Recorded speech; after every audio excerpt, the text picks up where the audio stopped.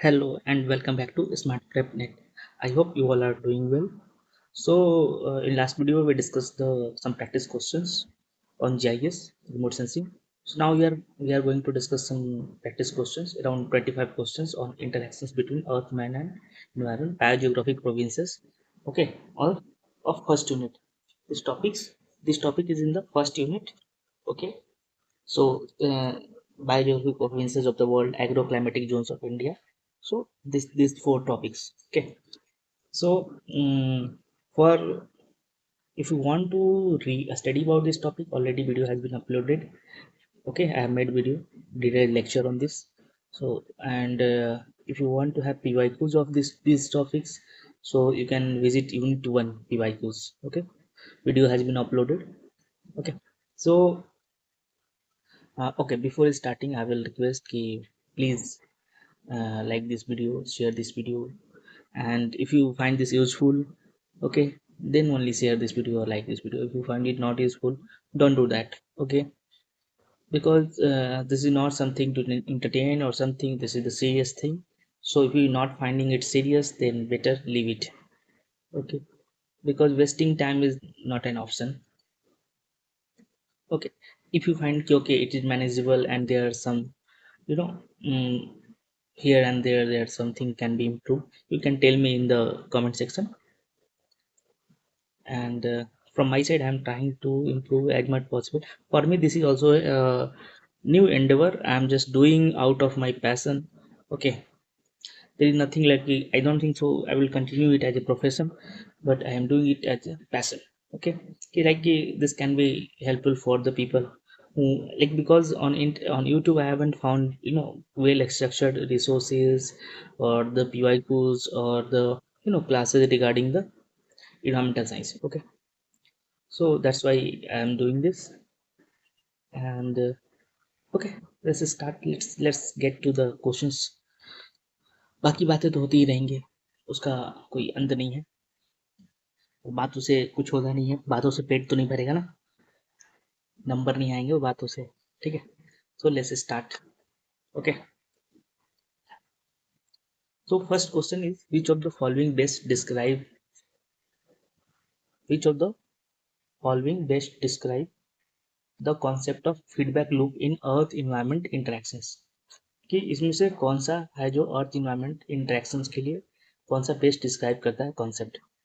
तो पहला है linear cause and effect relationship between the components. तो नहीं, लीनियर है तो ये तो simple A causes B, but B does not influence A हो गया ना। लीनियर मतलब वन वे हो गया कि हाँ ठीक है, ए से इम्पैक्ट पड़ा बी से पड़ा सी से, बट फीडबैक लूप नहीं आया ना, इससे इसके इससे इस पर नहीं आया। तो ये नहीं, circular processes where effects influence their own causes. हाँ, ये सही बात है, तो यही ऑप्शन होगा। ठीक है, ये प्रिसाइज डिफिनीशन है किसका, फीडबैक लूप का, कि इनिशियल चेंज होता है एक कंपोनेंट में, उसके कारण बहुत सारे चेंजेस होते हैं सर्कल में, और उस चेंजेस के कारण फिर से जो इनिशियल जो चीज़ में चेंज हुआ था उसमें फिर से चेंज होता है। वो या तो निगेटिव हो सकता है या पॉजिटिव फीडबैक होता है, डिपेंडिंग कि किस लिए। मतलब वो उस प्रोसेस को और एग्रेवेट कर सकता है, बढ़ा सकता है, एम्पलीफाई कर सकता है, या फिर उस प्रोसेस को डैम्पनिंग कर सकता है, स्लो डाउन कर सकता है। ठीक है, उसके बाद one way transfer of energy between system, नहीं नहीं नहीं, ये तो नहीं होगा। Static relationship that remains unchanged over time, बिल्कुल नहीं। ठीक है, क्योंकि फीडबैक जो हमारा फीडबैक लूप है वो हमेशा क्या दिखाते हैं, डायनेमिक रिलेशनशिप। ठीक है, डायनेमिक प्रोसेसेस को, स्टैटिक रिलेशनशिप को नहीं। तो सही आंसर क्या है, बी। उसके बाद है असर्शन रीजन का। असर्शन क्या बोल रहा है, असर्शन में क्या है कि anthropocene epoch represents a new geological time period defined by human impact. ठीक है, कि एंथ्रोपोसीन नया इपोक दिखाता है जिसमें कि जियोलॉजिकल टाइम पीरियड में जो कि ह्यूमन द्वारा इम्पैक्ट किया है। Human activities now move more earth annually than all natural erosion processes combined. ठीक है, तो इसमें कह रहा है, दूसरा रीजन क्या दिया है कि जैसे कि इसलिए कह सकते हैं कि न्यू इपोक की भाई की, मतलब जितना भी इपोक डिवाइडेड है ना, वो सारे कुछ जितना भी हमने जियोलॉजिकल टाइम स्केल पे पीरियड डिवाइड किया वो सब कुछ डिपेंडेंट किस पे डिपेंड करता है, तो वो हमारा जो अर्थ पे प्रोसेसेस होते हैं उस पर डिपेंड करता है। ठीक है, उस पर डिपेंड करता है, उसके हिसाब से बांटेंगे। हाँ, कि इस समय वोल्केनिक इरप्शन बहुत ज़्यादा हुआ तो चलो भाई इसको एक पीरियड मान लें। ठीक है, इस पीरियड में बहुत ज़्यादा क्या बोलते हैं, प्लांट का ग्रोथ हुआ तो उसको एक पीरियड मान ले, फिर एक पीरियड में आया कि हाँ ठीक है बहुत ज़्यादा आइस है तो उसको अलग इस तरह से डिवीजन किया हुआ है। ठीक है, ड्राई पीरियड है तो उसको अलग माना गया। तो उसी तरह माना गया कि जो ह्यूमन एक्टिविटीज़ है एंथ्रोपोसीन इसलिए कह सकते हैं क्योंकि ह्यूमन एक्टिविटीज़ है वो अब बहुत ज़्यादा अर्थ को एनुअली मूव कर रहा है। तो मूव अर्थ यहाँ पे बात क्या है, अर्थ का यहाँ पे है ना सपोज सिंपल, वैसे सही टर्म नहीं है सॉइल, अर्थ ही सही है। अर्थ मतलब सॉइल, ठीक है, कि जितना इरोजन प्रोसेस नेचुरली जो इरोड होते हैं, जैसे लैंडस्लाइड में इरोड हो रहा है, रिवर इरोज कर रहा है, इरोड करते हैं सॉइल्स, मतलब इरोड मतलब एक जगह से दूसरी जगह हटा रहे हैं, उससे ज़्यादा ह्यूमन एक्टिविटीज आज के डेट में इरोड कर रहे हैं। ठीक है, तो अब बताना है कि असर्शन सही है कि असर्शन ओरिजिन सही है कि गलत है ये दोनों, या फिर कौन सा सही है कौन सा गलत है।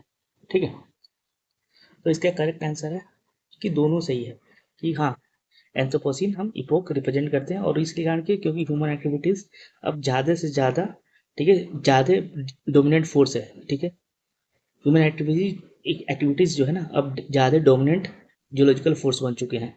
ठीक है, वो क्या कर रहे हैं, सिग्निफिकेंटली अल्टर कर रहे हैं क्या चीज़, अर्थ के जियोलॉजी को, इकोसिस्टम को, क्लाइमेट को। ठीक है, इसके पीछे साइंटिफिक एविडेंस भी है इसीलिए ये माना जा रहा है। ठीक है, जैसे कि एग्जांपल है माइनिंग है, कंस्ट्रक्शन है, एग्रीकल्चर है, अर्बनाइजेशन है, तो कितना सारा हम मैसिव अर्थ मूवमेंट करते हैं।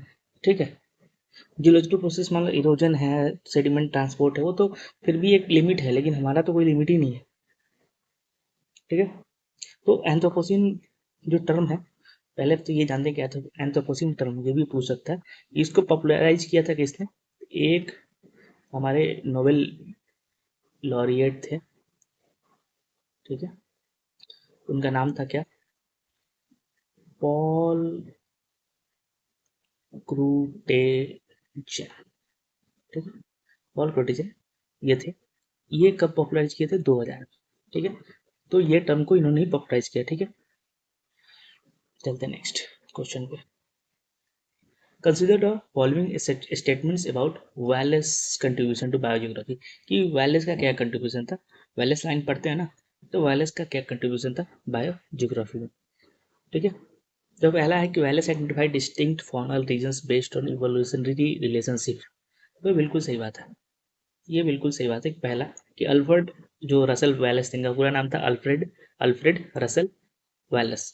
ठीक है, तो इन्होंने जो ज्योग्राफिक रेलम का कॉन्सेप्ट दिया था, तो इन्होंने ही बताया कि इवोल्यूशनरी रिलेशनशिप के आधार पे डिस्टिंक्ट फॉनल रीजन्स को इन्होंने बताया था। ठीक है, उसके बाद सेकंड क्या है, मतलब फर्स्ट सही है था हमारा, ये सही है, ये अभी भी ये गलत हो गया क्योंकि उसमें फर्स्ट नहीं है। ठीक है, दूसरा क्या है, the Wallace line separate Asian and Australian, the Wallace line separates Asian and Australian fauna in Indonesia. तो ये दूसरा स्टेटमेंट भी हमारा सही है।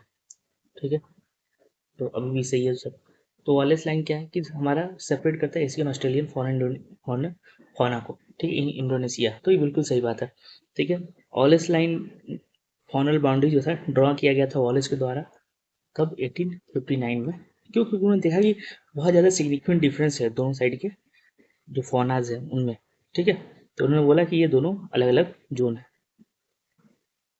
उसके आगे थर्ड है हमारा, थर्ड सेंटेंस क्या कर रहा है, Wallace work establish environmental similarity as primary basis for biogeographic classification. ठीक है, तो ये गलत बात है, ये नहीं।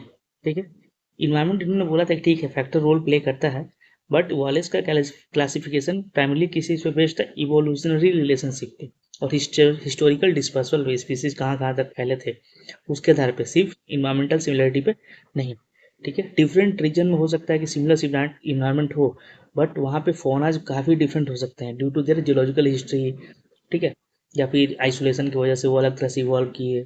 ठीक है, इवोल्यूशन उनका अलग तरह से हुआ, तो ये बात गलत है। ठीक है, कि इन्वायरमेंटल सिमिलरिटी के आधार प्राइमरी बेसिस नहीं था उनका, इवोल्यूशनरी रिलेशनशिप जो था वो उनका, और हिस्टोरिकल डिस्पर्सल था वो उनका। तो तीसरा तो गलत हो गया, तो इसमें तीसरा है तो ये भी गलत हो जाएगा। तो हमारा आंसर 1 to 4 आ गया, और ये भी गलत ही हो जाएगा तीसरा गलत है। तो वालेस को discovered evolution by natural selection. हाँ, इन्होंने इन्होंने सही बात है कि वॉलेस ने को discovered evolution by natural selection. Wallace ने भी करेक्ट, मतलब चार्ल्स डार्विन, ठीक है हम मानते हैं कि हाँ उन्होंने कंसीव किया था, बट वॉलेस भी कंसीव किया था theory of evolution by natural selection. ठीक है, और अपने मैन्युस्क्रिप्ट को डार्विन को भेजा था कि मुझे लगता है कि भाई ये ऐसी चीज़ें हो रही हैं, इस तरह से सिलेक्शन होता है, उसने प्रॉम्प्ट किया था डार्विन को कि अपना वर्क उन्होंने पब्लिश किया ओरिजिन ऑफ स्पीसीज में, डार्विन में, ठीक है। इनको अल्फ्रेड रसेल वालेस हैं, इनको father of geography, bio geography भी बोला जाता है, नॉट जियोग्राफी, बायो जियोग्राफी, ठीक है। इन्होंने मलय जो आर्चिपेलागो है, मलायसिया वाला और इंडोनेशिया वाला, वहाँ पे काफ़ी काम किया है, काफ़ी स्टडी किया, फिर उसके आधार पे वो बताए कि हाँ भाई जियोग्राफिकल जो बैरियर्स होते हैं, हिस्टोरिकल इवेंट्स होते हैं, वो बायोडाइवर्सिटी को हमारे सेव करते हैं, स्पीसीज के एवोल्यूशन को सेव करते हैं। चलते हैं next. Which of the following contribute to high endemism in biogeographic provinces?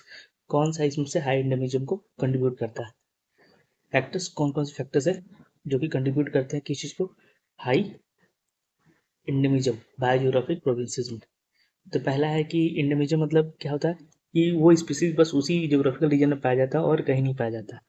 तो उसके लिए क्या होना पड़ेगा? सबसे पहले कि लॉन्ग टर्म जियोग्राफिकल आइसोलेशन हो। ये एक जगह है, यहाँ पे एक स्पीसीज है और वो वहीं है, वहीं है, वहीं है, वहीं कहीं जा ही नहीं पा रहा है, इधर नहीं जा पा रहा है, ये भी लैंड इधर है बट वहीं पड़ा है, तो यहाँ पे नहीं गया, तो यहाँ पे नहीं पहुंचा ना, तो ये एंडेमिक हो गया, किसी रीजन में मिलेगा। फिर है complex topography creating habitat diversity, ठीक है। तो लॉन्ग टर्म आइसोलेशन के बाद क्या हो गया? लॉन्ग आइसोलेशन का जीन फ्लो नहीं हो पाया ना उसका, तो वो अपना यूनिकली वहाँ पे इवॉल्व किया लोकेशन में, उसी कारण वो एंडेमिक हो गया, ठीक है। Complex topography creating habitat diversity, तो ये भी सही बात है, ठीक है।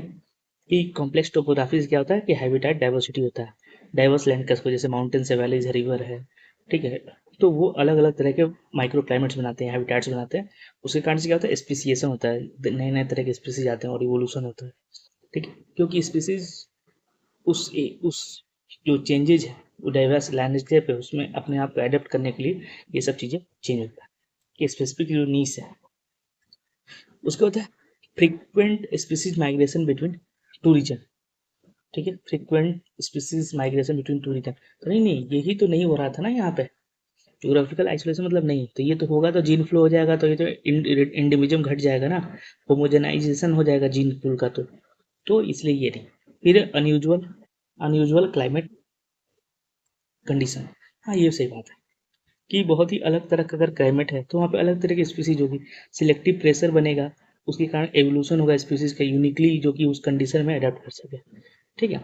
जैसे कि डिजर्ट रीजन के, जैसे कि कैमल है ना, तो स्पेसिफिकली एडेप्टेड है उस रीजन में, उस रीजन का क्लाइमेट वैसा होने का, तो उस रीजन में उस तरह से है, उसके सर्वाइव कर सकता है, उसके जो क्या बोलते हैं, जो क्या बोलते हैं उसकी जो पैर होते हैं कैमल के, वो ना पैडेड टाइप होते हैं, वो नेचुरली डेवलप है ताकि वो सैंड में धसे नहीं ज़्यादा चले, तो ठीक है, वो स्टोर कर सकते हैं वाटर, ताकि वो लंबे समय तक बिना वाटर के भी रह सके उसका यूज कर करके, तो ये सब चीज़ें हैं, ठीक है।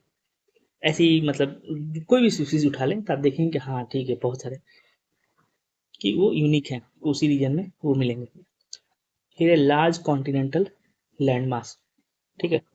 तो लार्ज कंटिनेंटल लैंड मास, तो ये भी गलत है, बहुत बड़ा लैंड है तो वहाँ पे बायोडाइवर्सिटी हो सकता है बहुत ज़्यादा हो, कि बहुत ज़्यादा जीव जंतु हो, लेकिन उसमें इंडमिज्म कम रहेगा, क्यों?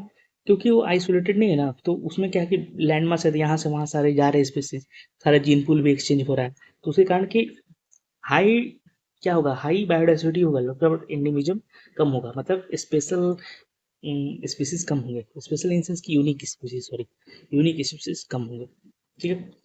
कि इस कोने में भी वही स्पीसीज मिल रहे हैं, यहाँ भी वही मिल रहे हैं, यहाँ भी फिर है आइलैंड इन्वायरमेंट, हाँ ये सही बात है कि आइलैंड एक क्लासिक एग्जांपल है जहाँ पे कि हाई इंडिविजुअल होता है, क्यों? क्योंकि ज्योग्राफिक आइसोलेशन है, जीन फ्लो को क्या बोलते हैं लिमिट करता है, तो इसके कारण स्पेसिएशन होता है, अलग अलग तरह के नए स्पीसीज बनते हैं, ठीक है। चलते हैं नेक्स्ट। तो ए बी डी और एफ, ये ध्यान रखना है, ये आ सकता है, ठीक है, इस तरह के सवाल आते हैं बहुत।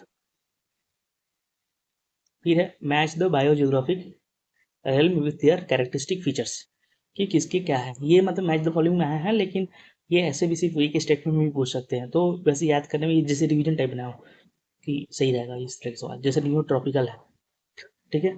तो नियो ट्रॉपिकल कैसे होता है? तो नियो ट्रॉपिकल क्या है, कॉन्टेंस अमेजन रेन फॉरेस्ट होता है उसमें, अमेजन रेन फॉरेस्ट है, बायोडाइवर्सिटी हॉट हो, ये बिल्कुल सही बात है। फिर है एफ्रोट्रॉपिकल, तो एफ्रोट्रॉपिकल क्या है?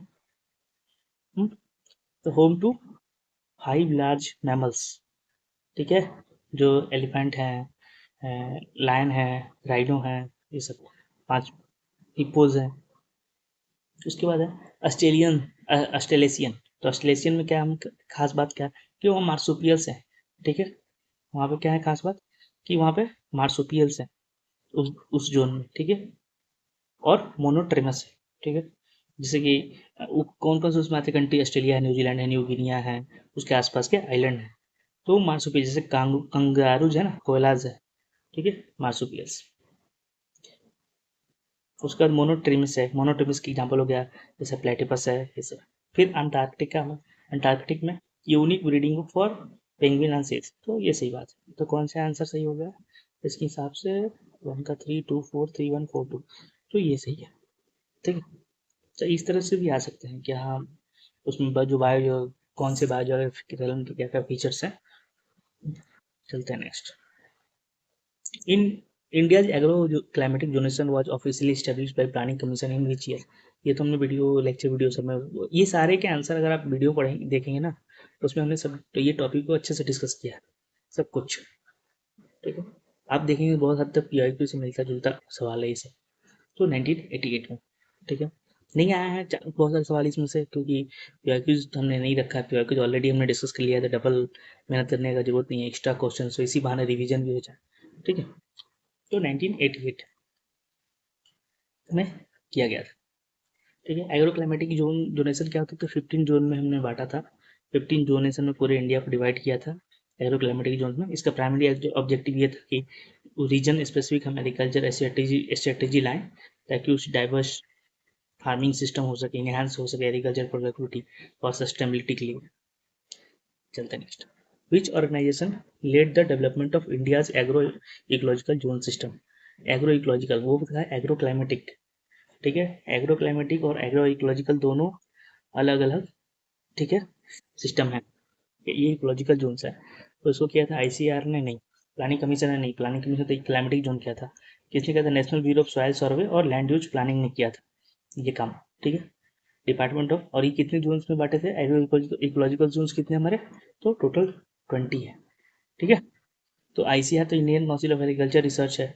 ये तो एपेक्स बॉडी है एग्रीकल्चर, एग्रीकल्चर और रिसर्च का और एजुकेशन का इंडिया में। Agriculture research and education, agriculture education और रिसर्च का सबसे बड़ा, सबसे एपेक्स बॉडी है, सबसे टॉप का। ठीक है, ये बहुत सारे एग्रीकल्चर इनिशिएटिव को देखता है, बट इसने, ठीक है। उसके बाद प्लानिंग कमीशन तो पता ही है, एग्रो क्लाइमेटिक जोन ने किया था। प्लानिंग कमीशन को नीति आयोग बोलते हैं। और अपना national bureau of soil survey and land use planning है, तो इन्होंने किया था। ठीक है, ये इंस्टीट्यूट किस में आता है? आईसीआर के अंडर ही आता है, Indian council of agriculture research के अंडर में ही आता है, बट डोनेशन इन्होंने किया था। उसके बाद डिपार्टमेंट ऑफ एग्रीकल्चर कॉर्पोरेशन है, तो ये तो पॉलिसी इम्प्लीमेंटेशन एडमिनिस्ट्रेशन के लिए, साइंटिफिक डेवलपमेंट के लिए है नहीं। ठीक है, चलते नेक्स्ट। फिर है असर्शन रीजन, फिर से आता है। तो marine biogeographic provinces show different patterns than terrestrial system. कि टेरेस्ट्रियल सिस्टम से marine biogeographic province different pattern दिखाते हैं। ठीक है, तो ये तो सही बात है कि डिफरेंट पैटर्न दिखाते हैं वहाँ पे टेरेस्ट्रियल सिस्टम से, जमीन वाले सिस्टम से अलग रखते हैं। Ocean currents, temperature gradients and depth zones create distinct barrier and provinces. तो ये भी बिल्कुल सही बात है, तो दोनों सही है। ठीक है, तो वहाँ का सिस्टम अलग होता है। ठीक है, क्योंकि वो किसी पे वहाँ पे पानी है तो वाटर मूवमेंट पे होगा, लाइट पेनिट्रेशन कितना जा रहा है उसके हिसाब से स्पीसीज का डिस्ट्रीब्यूशन होगा, प्रेशर कितना उसके हिसाब से होगा, लैंड से कितने क्लोज हैं कितने दूर हैं उसके आधार पे होगा। ठीक है, ओशन करंट कैसा है उसके हिसाब से होगा। ठीक है, तो मैराइन बायोजियोग्राफी डिफर है। ठीक है, थोड़े यूनिक है अपने हिसाब से है, मतलब टेरेस्ट्रियल सिस्टम से। ठीक है, और जैसे कि हमारा है ना एक और खास यूनिक चीज़ है टेरेस्ट्रियल और मराइन बायोजियोग्राफिक में, बता देता हूँ कि जैसे कि हमारा जो टेरेस्ट्रियल बायोजियोग्राफिक प्रोविंसेस है, उनका एक जो बाउंड्री है वो क्या है, फिक्स है। जैसे कि पहाड़ ने बाउंड्री बनाया वो फिक्स है, फिजिकल बैरियर्स हैं। लेकिन इन्वायरमेंट का जो मराइन इन्वायरमेंट है उनका जो बाउंड्री वो डायनेमिक है। ठीक है, क्योंकि ओशन करंट डायनेमिक है ना, वो तो बह रहे हैं, तो वो जहाँ जहाँ जाएंगे वैसे वैसे बाउंड्री बनाएंगे। ठीक है, लोकलाइज प्रोविंस जैसे हाइड्रोथर्मल वेंट हैं, सी माउंट्स हैं, तो वो तो ठीक है। है, लेकिन हम बता रहे हैं थोड़ा सा कि उनका डायनेमिक सिस्टम है। हमारा जैसे कि माउंटेन है तो फिक्स है कि उसकी इधर ऐसे पेड़ बारिश होगी, उसको उधर हो, नहीं बारिश कम हो रही है, ठीक है, उसके हिसाब से अपने स्पीसीज डिस्ट्रीब्यूटेड है। चलते हैं next. Consider following statement about feedback loop in environmental system.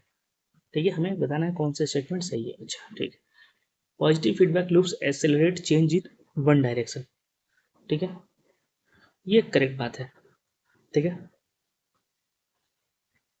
सही बात है। अगर कोई सिस्टम जा रहा है, बढ़िया हो रहा है तो बढ़िया होता जाएगा, कहीं खराब हो रहा है तो खराब हो जाएगा। Negative loop feedback loops help restore system balance. ठीक है, हाँ ये सही बात है। अगर कोई निगेटिव फीडबैक मैकेनिज्म क्या है कि काउंटर एक्ट करता है ना, डिस्टर्ब जो अगर डिस्टर्बेंस हो रहा है और निगेटिव फीडबैक लूप जा रहा है तो उसके अपोजिट होगा। ठीक है, उसके बाद ice albedo feedback is an example of negative feedback loop. नहीं नहीं, आइस एल्बिडो क्या एग्जांपल है, ये तो पॉजिटिव फीडबैक है ना, कि जैसे जैसे ग्लोबल टेम्परेचर राइज होगा, आइस और स्नो मेल्ट करेगा, उसके कारण से अर्थ का एल्बिडो घटेगा, उसके कारण सोलर रेडिएशन ऑब्जर्व और ज़्यादा होगा डार्क लाइन वाटर, उसके अलावा और आइस मेल्ट करेगा। ठीक है, तो ये क्या नेगेटिव फीडबैक लूप जा रहा है। उसके बाद है increase plant growth from higher CO2 can present represent negative. Increase plant growth from higher CO2 can represent negative feedback. तो ये सही बात है, तो इसका सही आंसर होगा 1 to 4। उसके बाद है which human environment paradigm posits that. ठीक है, humans are integral part of ecosystem subject to ecological limits interconnected with nature forming the basis of much contemporary environmental thought. ठीक, तो इसको हम देखेंगे कि ये किसकी बात कर रहा है। ये सिंपल से पहला ही है, न्यू इकोलॉजिकल पैराडाइम में के बारे में बात कर रहा है कि ह्यूमन ठीक है इंटीग्रल पार्ट इकोसिस्टम का, लेकिन इनकी कुछ इकोलॉजिकल लिमिट भी है। ठीक है, ये नेचर से इंटरकनेक्टेड है। तो ठीक है, तो ये आजकल का हमारा ये थॉट चल रहा है कि इसी थॉट के कारण हम बात करते हैं, ठीक है इन्वायरमेंट भी है उसको भी देखना है, सस्टेनेबिलिटी की बात करते हैं, वो इसी पैराडाइम का इसी फिलोसफिकल बेसिस पे ये सब कुछ चीज़ें हो रही है। ठीक है, और एचईपी था तो वो तो था कि वो पहले था। ठीक है, ह्यूमन एक्सेप्शनलिज्म पैराडाइम, तो उसमें मानते थे कि ह्यूमन भाई यूनिक है। ठीक है, ये इन्वायरमेंटल लिमिट को क्रॉस कर जाएंगे, हमें कुछ फर्क नहीं पड़ता है, इन्वायरमेंट से हम सब कुछ तबाह कर देंगे, तो वो वाला था। इकोलॉजिकल कांस्टेंट का कम उस पर था। एंथ्रोपोसेंट्रिज्म क्या है, तो एंथ्रोपोसेंट्रिज्म की वर्ल्ड वाइड व्यू है कि human to be most important entity universe में। ठीक है, तो वो बोलते थे कि ह्यूमन जैसा चाहेगा वैसे ही होना चाहिए इन सब कुछ उसके आसपास का। फिर इन्वायरमेंटल डिटर्मिनिज्म, तो ये तो था थियरी जो कि बताता था कि जो सब कुछ है इन्वायरमेंट के हिसाब से होना चाहिए। ठीक है, क्योंकि फिजिकल इन्वायरमेंट ही सब कुछ सेव अप करता है ह्यूमन कल्चर से लेकर सोसाइटी को। ठीक है, तो लेकिन जो न्यू इकोलॉजिकल पैराडाइम होगा था, ठीक है सेव करता है, लेकिन हम भी उसको सेव करते हैं, तो दोनों के बीच बैलेंस की बात करता है। ठीक है, चलते हैं next. The concept of carrying capacity for human population is consider dynamic. जो कैरिंग कैपेसिटी है ह्यूमन को पॉपुलेशन डायनेमिक बोला जाता है, क्यों? It is a fixed immutable values for any given environment, नहीं, it only applies to non human population not human population, ऐसा नहीं है। It's only determined by birth and death of the population which are always fluctuating, नहीं। Technological advancement and societal organization can alter the environment ability to support a population, ये सही बात है। ठीक है, डायनेमिक नेचर जो हमारा है ह्यूमन कैरिंग कैपेसिटी का, वो क्या है, वो मतलब उस जैसे कि इनोवेशन हो गया, एग्रीकल्चर में ग्रीन रेवोल्यूशन आया था, मेडिसिन का हम इतना इवॉल्व हो गया, एनर्जी प्रोडक्शन हो गया, रिसोर्स मैनेजमेंट हो गया। ठीक है, तो ये सब के कारण क्या होता है कि हो सकता है हम थोड़े समय के लिए या फिर सस्टेनेबली लंबे समय के लिए हम ज़्यादा लोगों को सपोर्ट कर सकें। ठीक है, उस इन्वायरमेंट में सपोर्ट हो सकता है, वो इन्वायरमेंट में सपोर्ट कर सकता है, या फिर हम बहुत ज़्यादा वो हो जाएँ कि बहुत ज़्यादा कंज्यूम करने लगे, वेस्ट बहुत फैलाने लगे, रिसोर्सेज को डिस्ट्रीब्यूट मतलब नॉर्मल से ना करें और वेस्टेज बहुत करने लगे, डिस्ट्रॉय करने लगे, तो हमारा पॉपुलेशन कैरिंग कैपेसिटी घट गया आएगा। तो इसीलिए बोला गया कि डायनेमिज्म है वो हमारे कैसे चीज़ों को हम इस्तेमाल करते हैं उस पर डिपेंड करता है, हम कितना एडवांसमेंट करते हैं, किस तरह से टेक्नोलॉजी एडवांसमेंट को इस्तेमाल करते हैं, वो सब चीज़ों पर, इसीलिए हम डायनेमिक कंसिडर किया जाता है। ठीक है, चलते हैं नेक्स्ट। कि which of the following biogeographic provinces best explains the distribution of species that were once widespread but became geographically separated due to the formation of physical barrier leading to their evolutionary divergence. ठीक है, तो इसको ये कौन सी species colonisation, ecological partitioning नहीं, dispersal नहीं, ये है विकैरियंस। ठीक है, विकैरियंस इसको बोलते हैं, वाइकैरियंस। ठीक है, वाइकैरियंस होता है ये। ठीक है, पहला कोलोनाइजेशन नहीं, कोलोनाइजेशन तो बताया कि नए पॉपुलेशन आते हैं कोई जगह पे, ठीक है, नए एरिया पे, तो ये तो नहीं होगा। ठीक है, उसके बाद क्या है, इकोलॉजिकल निश पार्टनिंग, तो ये तो हो गया कि कंपटीशन अवॉइड करने के लिए हम क्या करते हैं कि अपना अपना एरिया फिट कर लेते हैं कि हम ये खाएंगे और यहाँ रहेंगे, हम वो खाएंगे वो वहाँ पे रहेंगे। ठीक है, जब कोई एग्जिस्टेंस की बात होती है ना कि, तो ये तो इकोलॉजिकल निश पार्टनिंग की होगी, वो तो कंपटीशन को अवॉइड करने के लिए होता है कि फूड हैबिट, अपना रहने का जगह सब अपने हिसाब से इवोल्यूशन टाइम के हिसाब से सब चेंज कर लिए ताकि मारा मारी ना हो। ठीक है, जो वाइकेरियंस है, ठीक है, यही है। ठीक है, ये बायोजियोग्राफिकल इवेंट है।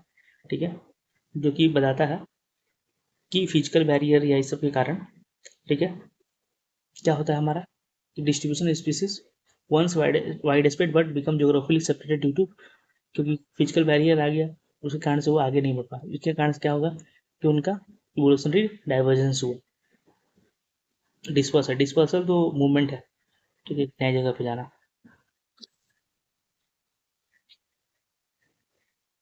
चलते नेक्स्ट। उसके बाद match the biogeographical rail with its primary characteristic और रिप्रेजेंटेटिव होना। ठीक है, इसमें से बताना है। ठीक है, कौन सा सही है।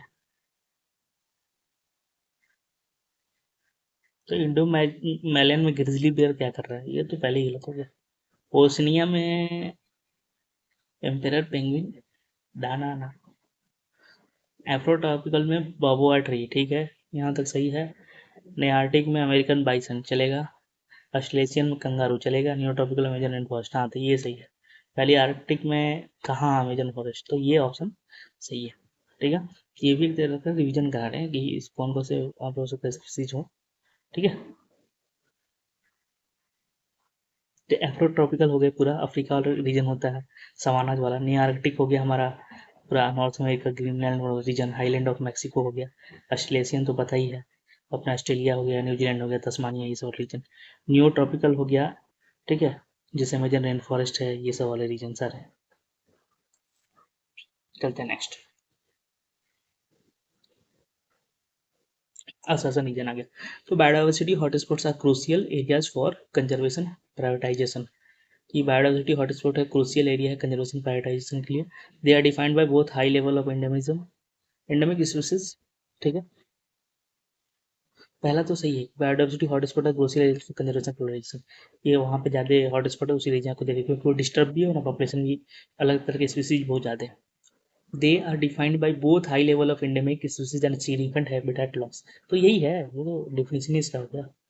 तो ठीक है, तो इसका आंसर कौन सा, और इसका ये बी। ठीक है, चलते हैं। तो उसका एक कैटेगरी है बायोडाइवर्सिटी हॉटस्पॉट बनने के लिए। ठीक है, इसको किसने टर्म पूछते हैं ना ये बहुत, तो नॉर्मन मेयर्स ने फाइंड किया था इस टर्म को, बायोडाइवर्सिटी हॉटस्पॉट को। इनका दो दो क्राइटेरिया है, एक तो 1500 स्पीसीज होना चाहिए वास्कुलर प्लांट्स जो है एंडेमिक हो, मतलब उसी रीजन में पाया जाता है और कहीं नहीं, 1500 स्पीसीज। और 70% इसका जो प्राइमरी नेटिव वेजिटेशन है वो लॉस्ट हो गया, तो उस रीजन को क्या बोलते हैं, बायोडाइवर्सिटी हॉट स्पॉट। अभी टोटल 36 है। ठीक है, globally. Next, which statement best describe the primary difference between, ठीक है, Woodward biogeographical provinces, WWF ecoregions in terms of classification granularity. ठीक है, तो वुडवार्ड जो सिस्टम था वो आइडेंटिफाई करता है 193 प्रोविंसेस और offering a coarser resolution than WWF। WWF क्या क्या है, 867 टेरेस्ट्रियल इको रीजन्स में डिवाइड करता है। ठीक है, तो मेन डिफरेंस इनका यही है कि ज़्यादा ये बहुत ही माइनॉरिटली स्टडी प्रोविंस को डिवाइड किया, ये उतना माइनॉरिटली नहीं है। ठीक है,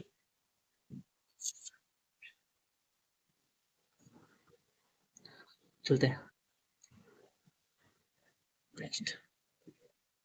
Which of the following is not considered a major factor shaping biogeographic pattern over long geological time scale, कि इसमें से कौन सा not consider major factor shaping biogeographic pattern over long geological time scale, कि लॉन्ग जियोलॉजिकल टाइम स्केल में कौन सा है जो कि बायोजियोग्राफिक पैटर्न को शेप नहीं करता लंबे समय में। टेक्टोनिक कॉन्टिनेंटल ड्रिफ्ट ये तो करते ही है, लंबे इतना लंबे समय तक प्रोसेस चलता है।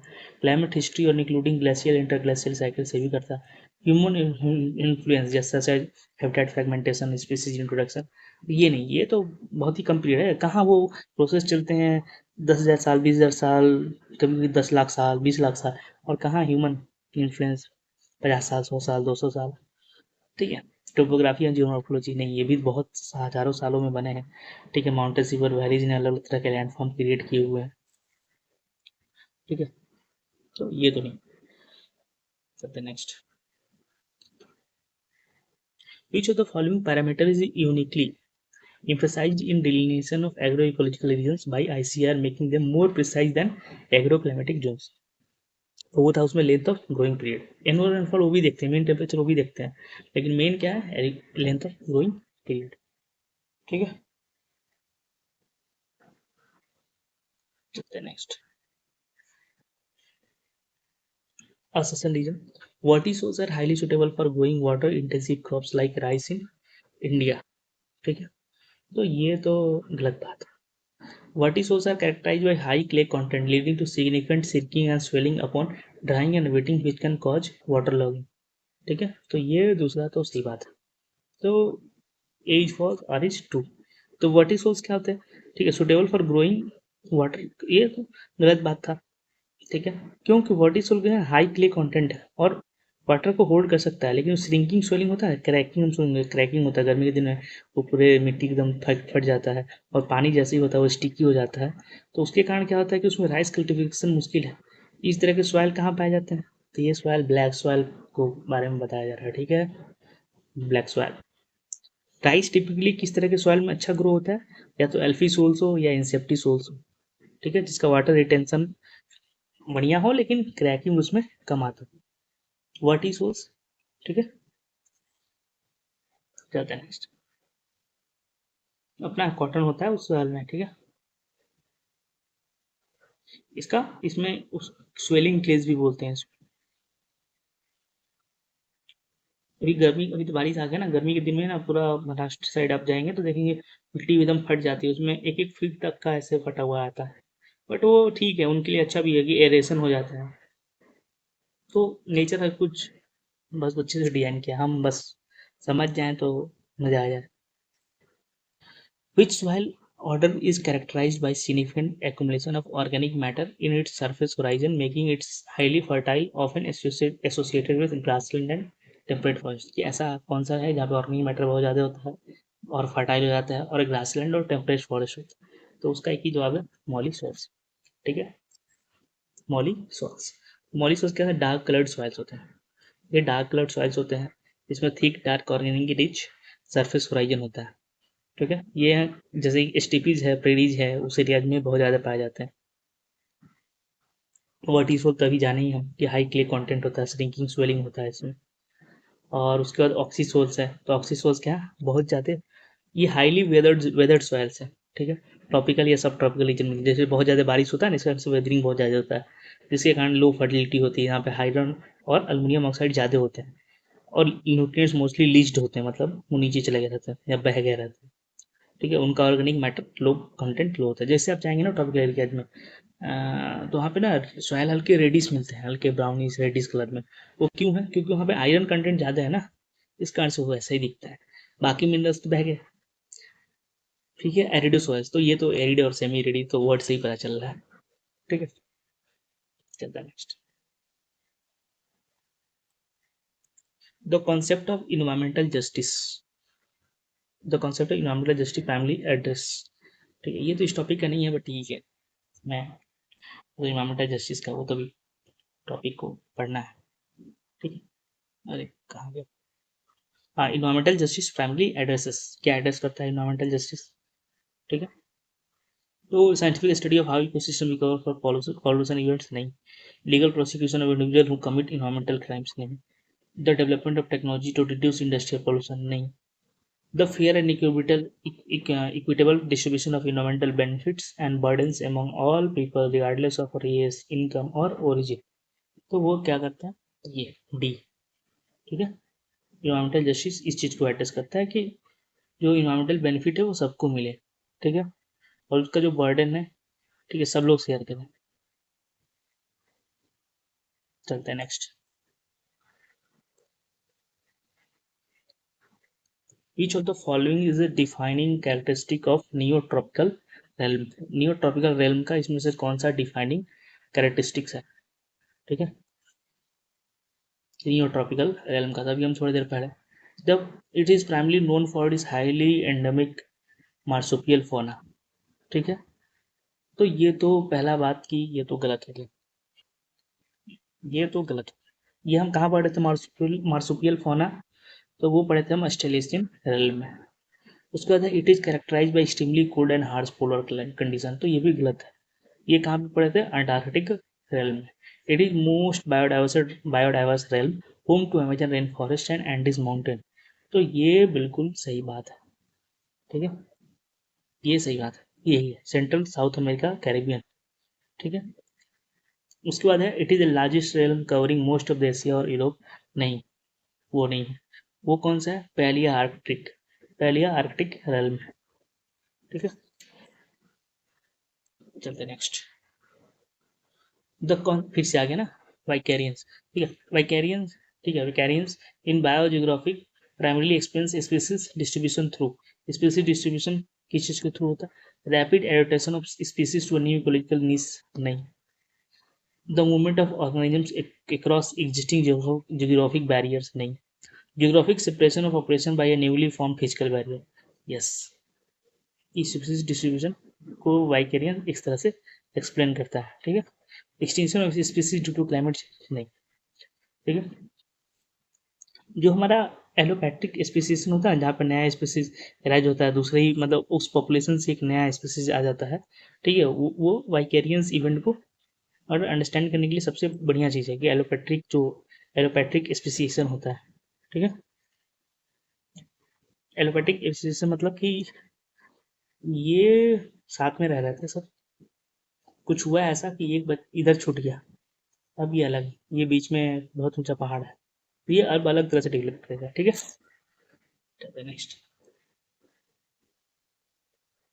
The concept of overshoot and collapse is discuss in relation with to carrying capacity for human population. What does overshoot primary refer to in this context, but then overshoot के बारे में, तो इसका आंसर क्या होगा कि when a population temporally exceeds the long term carrying capacity of the environment, ठीक है। तो कौन सा आंसर सही होगा, यही, ठीक है, कि जब कोई पॉपुलेशन है टेम्पोरली उसका जो लॉन्ग टर्म कैरिंग कैपेसिटी है उससे ज़्यादा बढ़ जाता है, ठीक है, तो उसको ओवरशूट और कोलैप्स मॉडल कहते हैं, ठीक है। कि जब पॉपुलेशन का डिमांड रिसोर्सेज का और उसका वेस्ट जनरेशन टेम्पोरली बढ़ जाता है, जितना उसका कैपेसिटी है रिजनरेटिव या ऑब्जर्वेटिव जैसे कि इतना वेस्ट को वो ऑब्जर्व कर सकता है, उतना उससे ज़्यादा, कहाँ गया, हाँ हाँ, जब उससे ज़्यादा हो जाता है, उससे ज़्यादा बहुत ज़्यादा हो जाता है टेम्पोरली, तो उसी को ये बोलते हैं ओवरशूट और कोलैप्स, ठीक है। उसका the point eight which population birth rate exceeds death rate, तो ये तो गलत है, ठीक है। ये तो पॉपुलेशन ग्रोथ को दिखा रहा है, ना कि overshoot of carrying capacity. The process of population adapting to a new environment through technological innovation, तो ये भी नहीं है। Maximum population size that an environment can sustain indefinitely, ठीक है। तो ये तो this is definition of carrying capacity है, नॉट ओवरशूट, ठीक है। Overshoot is condition beyond carrying capacity, ठीक है। इसमें मेन ओवरशूट में क्या है कि तेजी से बढ़ते जाए सब कुछ, रिसोर्स का डिमांड बढ़ते गया, हम बहुत ज़्यादा वेस्ट को जनरेट करते गए, फिर लास्ट में क्या होगा, रिसोर्स से डिप्लीट हो गए जल्दी जल्दी, इसके कारण से जो पॉपुलेशन होगा वो कोलैप्स कर जाएगा, डिक्लाइन कर जाएगा, क्योंकि इन्वायरमेंट में एबिलिटी नहीं है कि अब उसको सपोर्ट कर सके, ठीक है। इसीलिए कहा गया कि सस्टेनेबल डेवलपमेंट किया जाए, ठीक है, इकोलॉजिकल लिमिट लाया जाए ग्रोथ के प्रति। Which of the following is a primary characteristic of Oceanian realm, जो Oceanian realm है, ठीक है, उसका प्राइमरी कैरेक्टरिस्टिक क्या है कि vast continent land mass with diverse biomes from tundra to desert, तो नहीं, ठीक है। कॉन्टिनेंटल लैंड मास कहाँ से है इसमें, diverse biome from tundra to desert ना, ठीक है। ये तो पहले आर्कटिक एंड आर्कटिक रीजन का बात हो गया। Dominated by large river basins and extensive savannas with iconic megafauna, तो ये नहीं, ये तो एफ्रो ट्रॉपिकल रेलम की बात हो गई। उसके बाद है characterize by cold harsh polar condition ना, ये तो अंटार्कटिक हो गया। High level of endemism due to extreme isolation of island ecosystem, तो ये सही बात है क्यों पे जो ओशिनियन रेलम है, ठीक है, तो उस रेलम में, ठीक है, बहुत ज़्यादा, उसको ऑस्ट्रेलियन रेलम भी बोलते हैं, ठीक है, ऑस्ट्रेलेशियन, तो वहाँ पे बहुत ज़्यादा, जैसे कि ओशियन रेलम में जैसे ना, वो ऑस्ट्रेलेशियन जो रेलम है उसके पास में ही है, लेकिन वो क्या है, उसमें जैसे आइलैंड्स है पैसिफिक के या फिर कुछ कुछ इंडियन ओशंस के, वो सबको मिला के बनाया गया। तो वो क्या है कि वो बहुत ज़्यादा आइसोलेटेड है, तो वहाँ पे जो फ्लोरा फौना है ना, वो बस वहीं पाए जाते हैं और कहीं नहीं पाए जाते हैं, ठीक है। जैसे कि हवाईयन हनी क्रीपर्स हैं, और भी बहुत सारे प्लांट के, मोस्टली प्लांट के स्पीसीज या छोटे छोटे कह सकते हैं इंसेक्ट्स के स्पीसीज, जो कि और कहीं पाए ही नहीं जाते उसके अलावा, ठीक है। वो जो आइलैंड्स हैं पैसिफिक ओशन में, उन सबको ओशनिया रेलम कहा जाता है। फिर है कॉन्सेप्ट ऑफ, ठीक है, phylo phylogeography in biogeographic primary focus on, तो ये किस चीज़ पे प्राइमरी फोकस करता है, the current environmental factors influencing species distribution, तो नहीं, historical processes that may be responsible for contemporary geographic distribution of individuals, तो बिल्कुल सही बात है, ठीक है। जो हिस्टोरिकल प्रोसेस है जो कि रिस्पॉन्सिबल है contemporary geographic distribution of individuals, तो इसी को हम बोलते हैं, ठीक है, फाइलो जियोग्राफी।